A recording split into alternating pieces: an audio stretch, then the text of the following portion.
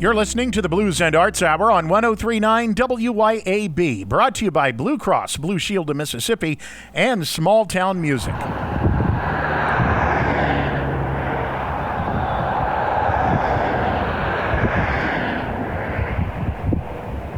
One of the treasures on Mississippi's Gulf Coast is right there on Highway 90 in Ocean Springs. It's called the Walter Anderson Museum of Art.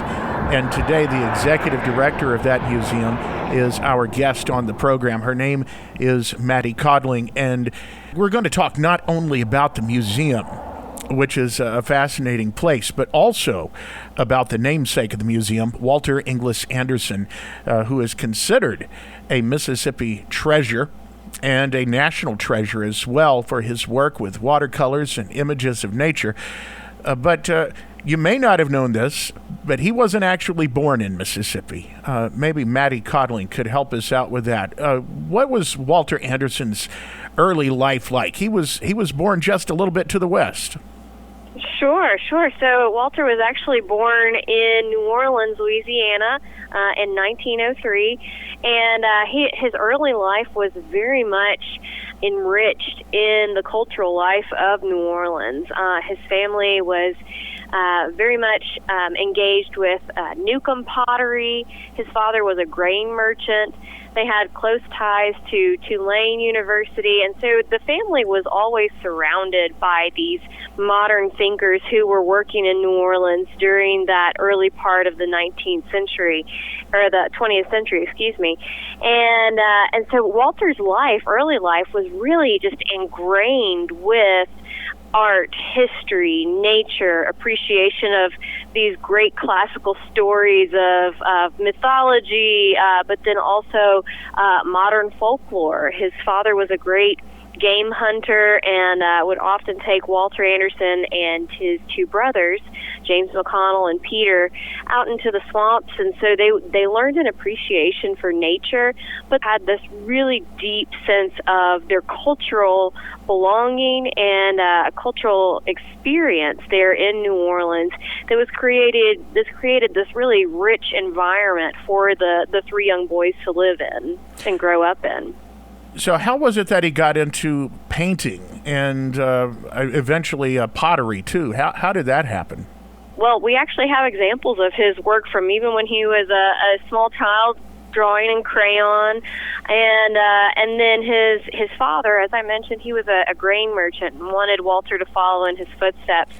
And so to convince his father that he should become an artist, he actually carved a trunk illustrating a scene from the Jungle Book, which was his father's favorite book. And we actually have that trunk in the museum, and it worked. Walter went to art school in both New York and Pennsylvania, and studied under some of the best artists working in the U.S. at that time, such as Henry McCarter, and so really he is ingraining himself in the fabric of art in the United States at that time period. His family was very close with the Woodward brothers from Newcomb pottery, so Ellsworth and William Woodward, and so they were constantly being involved with these thinkers and these artists who were thinking beyond the Gulf Coast scope, but also featuring the Gulf Coast in their artwork. And so then Walter, after he graduates from his schooling in Pennsylvania, he returns to the Gulf Coast to Ocean Springs, where his family relocated in 1923, and where his brother opened a pottery in 1928. So Anderson goes to work for his brother, Peter Anderson, and actually works for him the rest of his life as a decorator of pottery. And so Anderson is taking the throne pieces that Peter's creating and incising them with images of the Gulf Coast, so the birds, the landscape, even the cosmology of Native Americans who are living on the coast prior to European arrival, and really featuring the Gulf Coast in that artwork. And this was something that was very unusual for the time period because a lot of artists were looking to Europe for their inspiration. They were looking to these great vast landscapes of Europe or even the West. And so for Anderson to feature the Gulf Coast, especially the Gulf Coast of Mississippi, in his pottery pieces was really unusual and really unique. And the people responded to it so beautifully. So actually, Shearwater Pottery was started in 1928 as one of the oldest family-run potteries in the United States. And it's still run by Peter Anderson's family. And like I said, Walter Anderson worked there the rest of his life. He also worked with his younger brother, James McConnell, Mac, and they opened the annex. So if you're familiar with Shearwater Pottery, there are these wonderful figurines of animals and people and plants that they all created at the annex. And Shearwater Pottery is coming up on its 100th year in a few years, and we're really excited to feature that. But of course, painting was Anderson's his true love there, and really the thing that he wanted to feature most in his artwork. He really considered himself to be a muralist his whole life. And I say it's shocking because most of the work that we have of Anderson's is on 8.5 by 11-inch sheets of paper, typing paper. And then, of course, at the museum, we do have some of his major murals, 3 of his major murals, in fact. So the Ocean Springs Community Center, which is a 3,000 square foot mural featuring the cultural and natural history of the Gulf Coast. And then, that's his most public piece. And then we have his most private piece, which is the little room that was taken from his cottage. And it has a mural on all 4 walls and the ceiling, and depicts a perfect Gulf Coast day. And so these are 2 examples of Anderson's murals, but we know of several that were in places throughout the Southeast that are no longer existing. But Anderson always thought of himself as a muralist, which is really interesting considering the majority of his work is on these 8.5 by 11-inch sheets of typing paper. They were always intended to be thought of as studies or ways of connecting to nature. And this is something that Anderson really developed very early in his career. He actually studied as a portrait artist at the Pennsylvania Academy of Fine Art. And then he received a Crescent Fellowship to study abroad in France and Spain. And so he goes in the 20s to France and Spain, and you'd think that he would just be engrossed in these, great museums of those 2 countries, but it was really the cathedrals and the cave paintings that were just being discovered that really held his attention. And that was because these were spaces where multiple generations of artists had come together to create spaces that were for the public. And so it really goes back to Anderson's philosophy about what it means to be an artist. And he always thought that there was this important aspect of being an artist where you had to give something back to the community. It was important to give things to the community and to really help people be surrounded by beautiful objects, beautiful things, and provide them with that inspiration. But on the flip side, he believed that the artist needed to spend time developing his craft and really focusing on that development itself. And so we see a lot of that with the Horn Island watercolors that were, again, on that 8.5 by 11 sheet of paper. But so it's this beautiful kind of balance between artwork for the public and then artwork for the individual. And I don't think we could have had one without the other. It was kind of the symbiotic relationship there. Coming up, the necessity of making a living versus indulging your creative activities. That's on the Blues and Arts Hour on 103.9 WYAB. You're listening to the Blues and Arts Hour on 103.9 WYAB. Brought to you by Blue Cross Blue Shield of Mississippi and Small Town Music.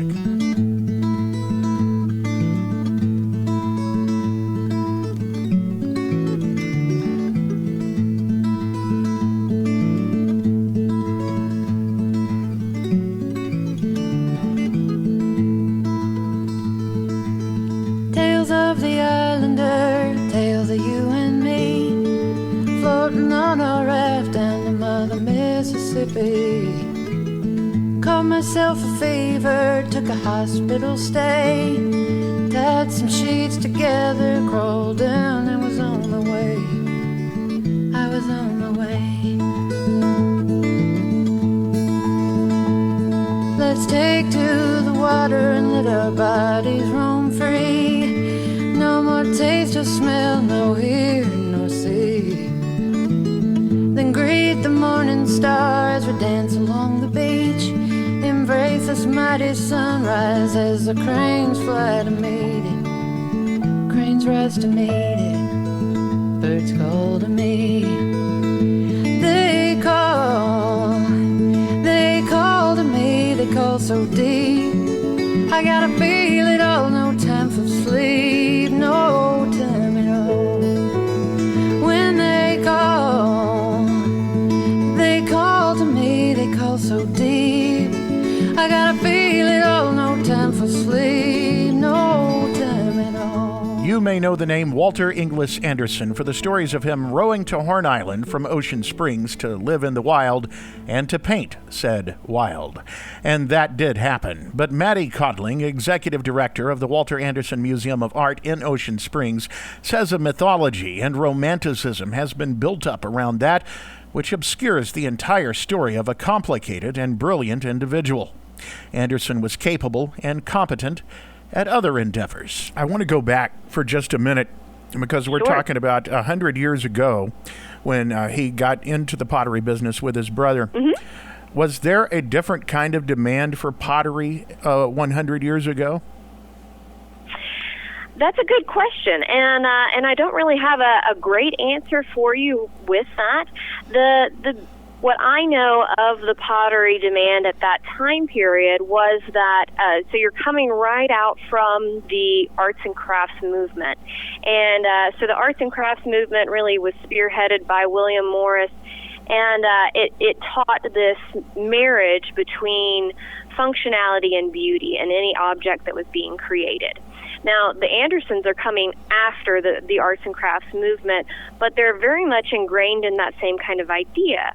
And their mother, Annette McConnell Anderson, she was at Newcomb Pottery in New Orleans when this idea was very prevalent. And so she really kind of adopted this idea and ingrained it in her sons. And so they're looking at the pottery pieces as being these objects that are very beautiful, but very functional. They were meant to be used. These were meant to be pieces that could be used daily in people's lives. And so I think the art pottery definitely had a bigger following. In fact, Mac Anderson's artwork, pottery work from that time period was part of a tour of art pottery that went across Europe. And so there was definitely this desire for art pottery. And then we still have objects that are being used daily that are being purchased from Shearwater at that same time period. So any of their plateware, cups, goblets, anything like that, they're being created there for the daily use of the patrons that are coming to Shearwater. Walter Anderson, from what I can gather and from what I've read, had a difficult relationship with pottery. It was maybe something that he did not necessarily want to do. It was something that he had to do, something that he was doing to make a living while he thought about other things, while he's daydreaming about painting. He's making what he called widgets, right? Yeah. And so Anderson, he starts at the pottery with his brother in 28, and then a few years later they open up the annex with. So he and his other brother, James McConnell, open up the annex, and that's where they're making these figurines, these widgets. And what's interesting about those is that they're made from a mold, so you can reproduce this image very quickly. And this was something that was just more a necessity than anything for Anderson. His great love was painting, and that was something that he wanted to do with his life and with his time, but in order to make a living and in order to marry his eventual wife, he needed to have an income, and so that's where these figurines come in, and they played a very significant role in the life of Shearwater as well. So these figurines were really the thing that got Shearwater pottery through the Great Depression, and because they were sold actually throughout the Northeast in these big department stores, and so people are just buying up these figurines as quickly as they can be made, and that's what really got Shearwater pottery through the Great Depression. We found a paradise and its own garden gate. Adam in a hat on a rowboat, phosphorescence in the wake. The squall has passed and we're tied to the decay. But one day may the hurricanes come and carry us away. Carry us away. Waves call to me. They call to me, they call so deep. I gotta feel it all, no time for sleep, no time at all. When they call, ooh, they call to me, they call so deep. I gotta feel it all, no time for sleep, no time at all. Give me a sunset, a lilac, gold and green, gray skies. I'll give you spirals and zigzag lines. It's a magic hour of a halcyon day, and all mankind stands there barely awake.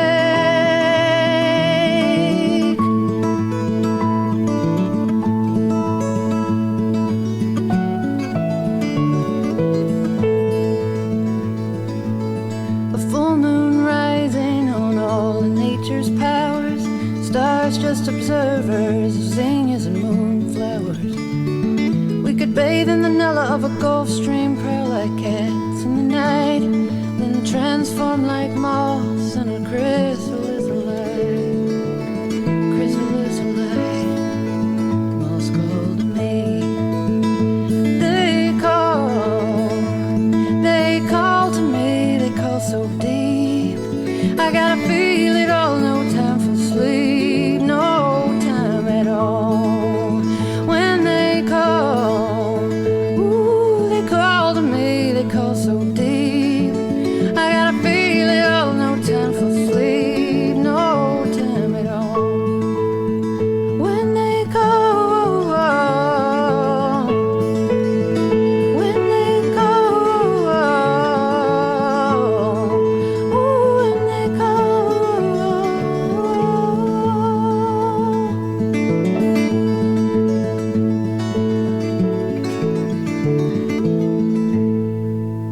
The song is Tales of the Islander by Carolyn Herring. That's a very narrow aspect of Walter Anderson. He actually was very much interested in his connection to people and the relationship between humans and nature. Coming up, Tales of the Island and the Man on the Blues and Arts Hour on 103.9 WYAB. You're listening to the Blues and Arts Hour on 103.9 WYAB, brought to you by Blue Cross Blue Shield of Mississippi and Small Town Music.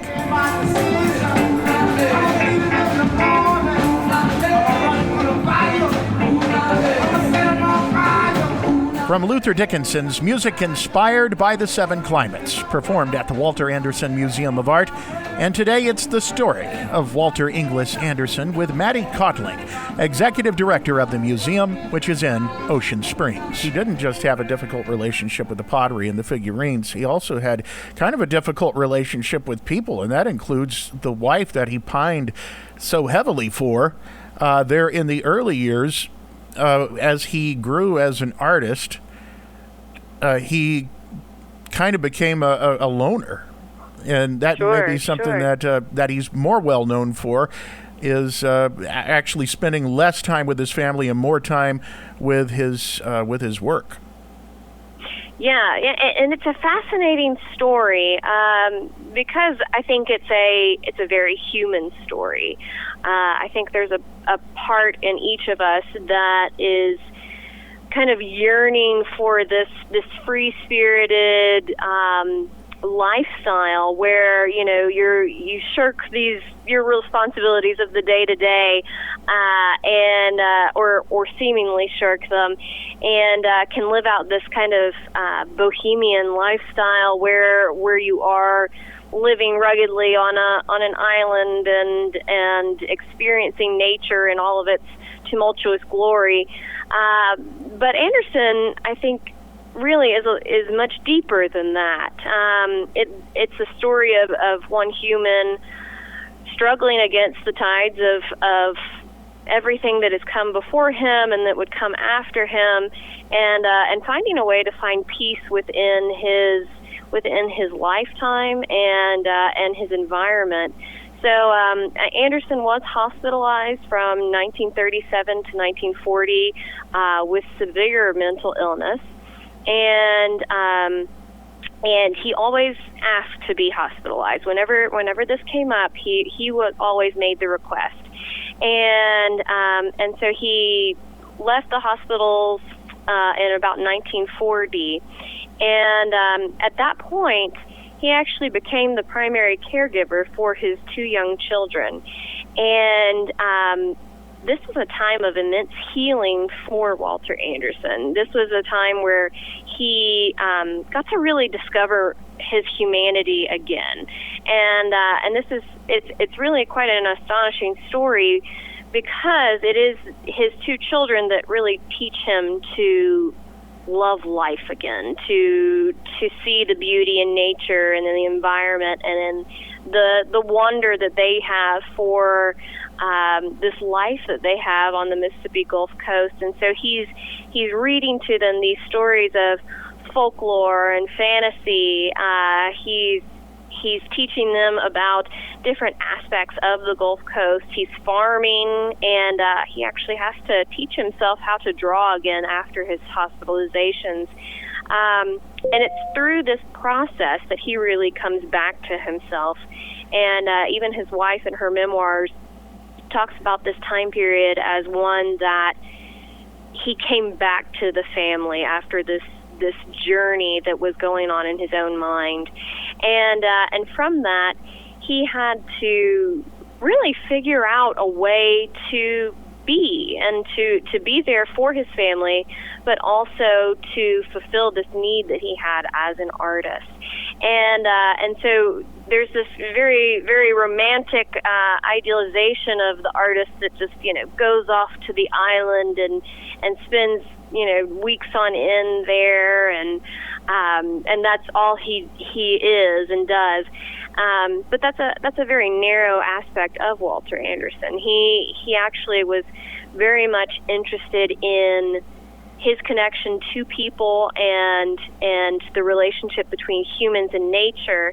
And really, I find that his time on Horn Island was something that was necessary for him. It was this place of solace and reconciliation between himself, but then also with nature.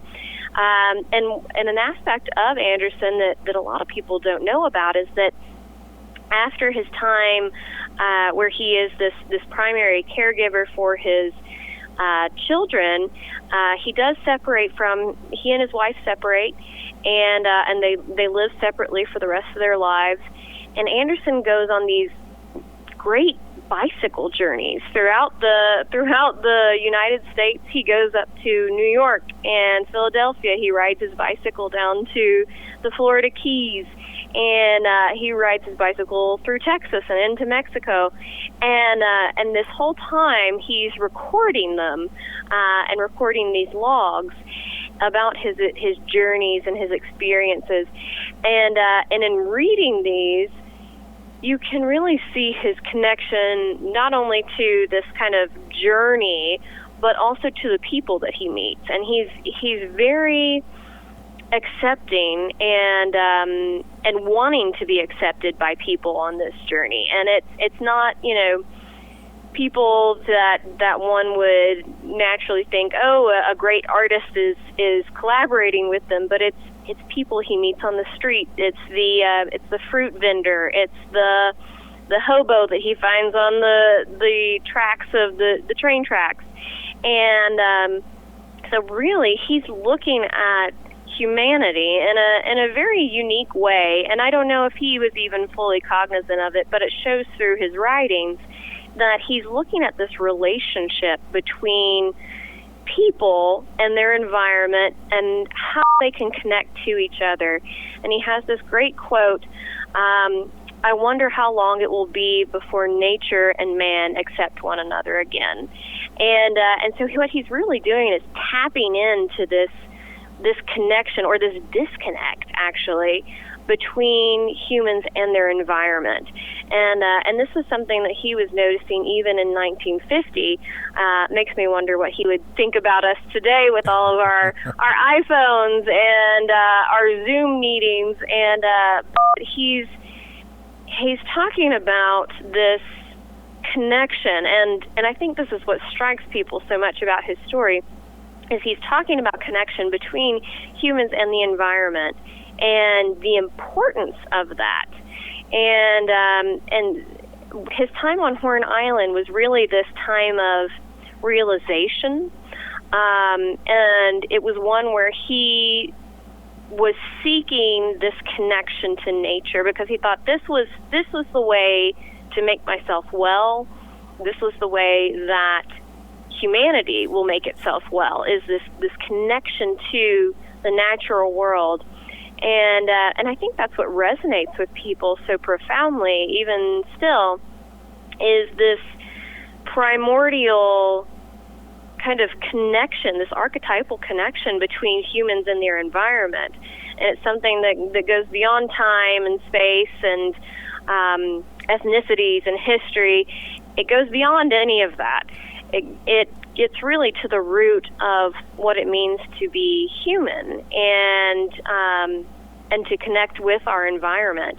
And he was looking at the world in a way that was very unusual for that time period, because he was looking at it through this lens of one who wanted to know nature. He didn't want to dominate it. He wanted to be part of it. And I think that's something that people are still connecting with, and that his artwork shows us, is really this vulnerability and rawness that he brings to each of his artworks, and something that resonates very heavily with me, and I've enjoyed seeing that within the people who come to the museum as well.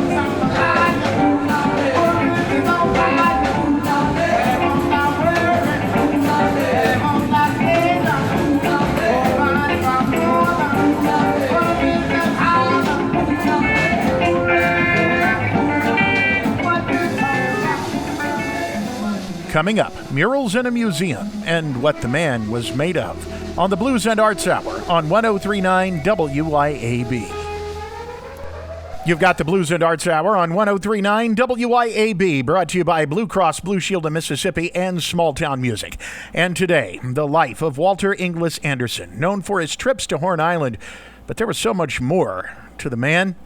And now Mattie Codling, the executive director of the Walter Anderson Museum of Art in Ocean Springs. Now I want to talk about the museum a little bit, because you spoke briefly about it, but I'm curious to know how much of the Horn Island collection is actually available to look at there in the museum.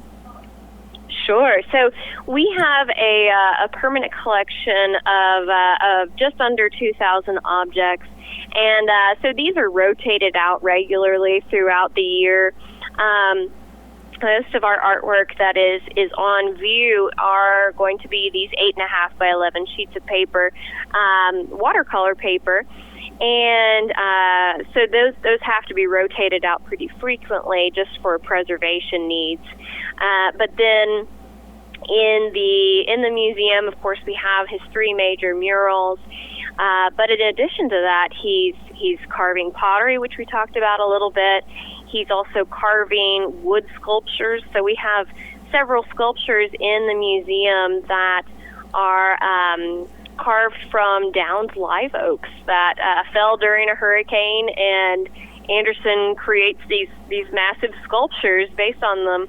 We also have several elements of furniture that Anderson built for his home, and then we have multiple interesting objects. He looped his own rugs for his home, so made his own hand-looped rugs. He created puppets for his children at Oldfields. Just all kinds of different things that lead us to this understanding of the artist.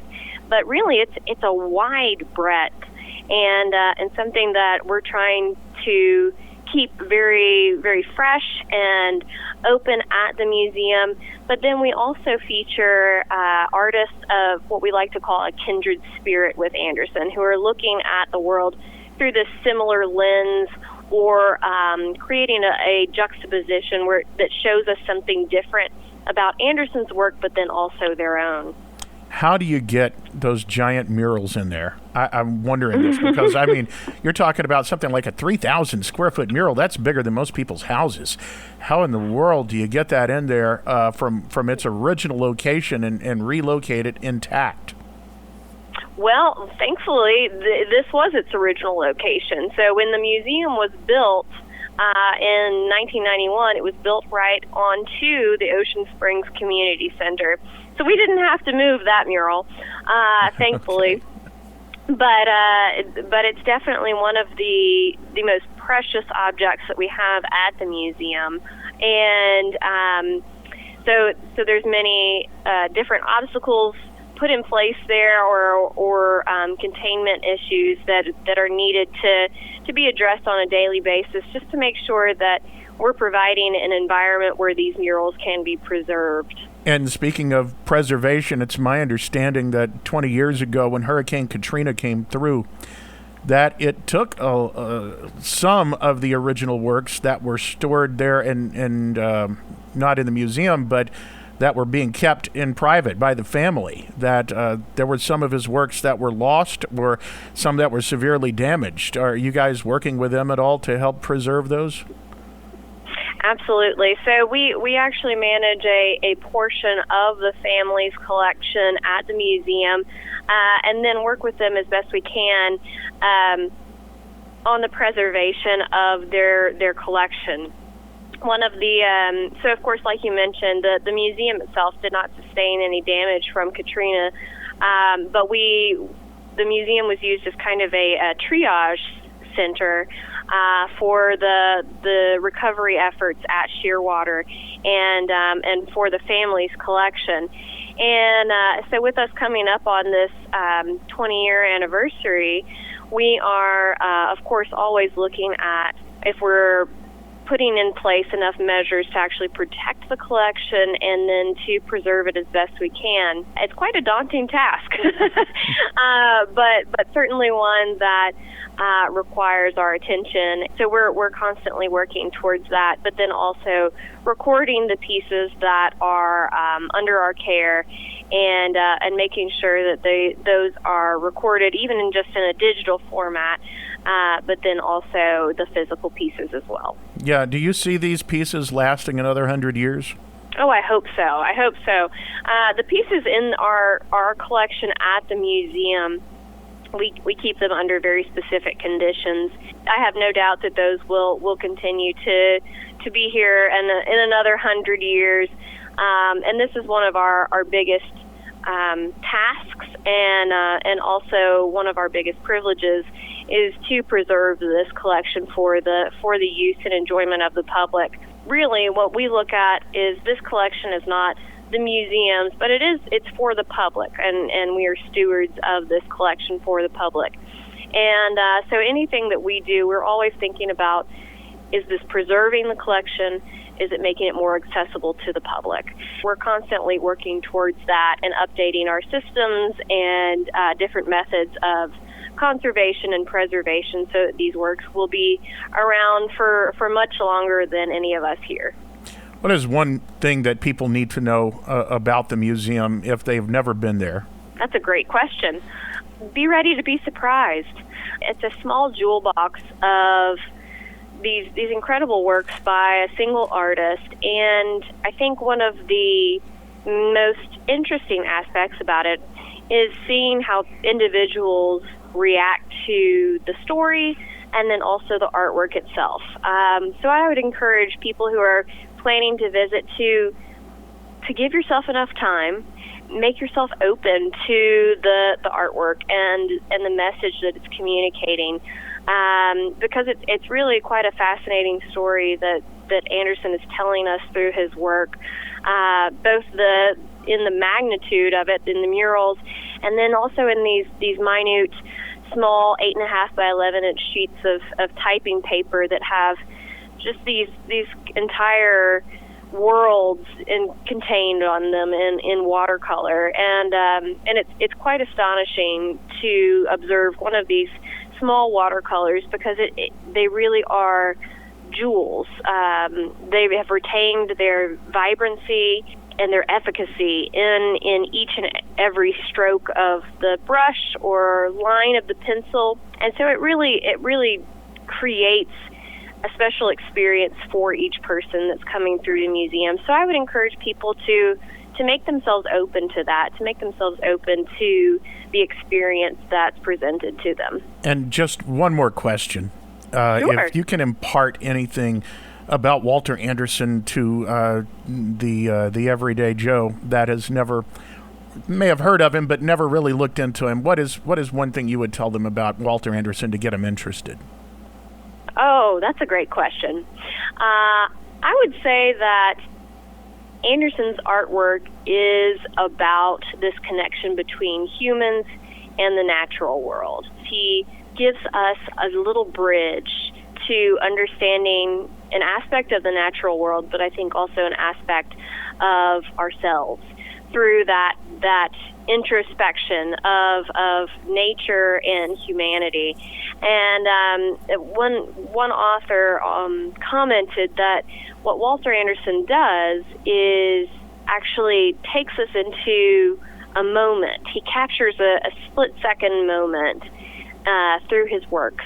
And she compared it to when you see a wild creature in the woods, and you both have this split-second moment where you recognize each other, you make eye contact, and you see each other for who you are and who they are, and then they're gone, running off into the bushes. But Anderson captures that split-second moment in his artwork, and it's one of the things that I love most about his work is that he really draws us into that experience and connects us with a moment that he experienced. Well, Mattie, thank you so much for taking the time to talk about Walter Anderson and the museum and imparting your unique knowledge of Mr. Anderson to us. Thank you so much. My pleasure, absolutely. Thank you so much, Chris. The Blues and Arts Hour, each Friday morning at 9, right here on 103.9 WYAB. I'm Chris Davis, your host. We'll see you next Friday.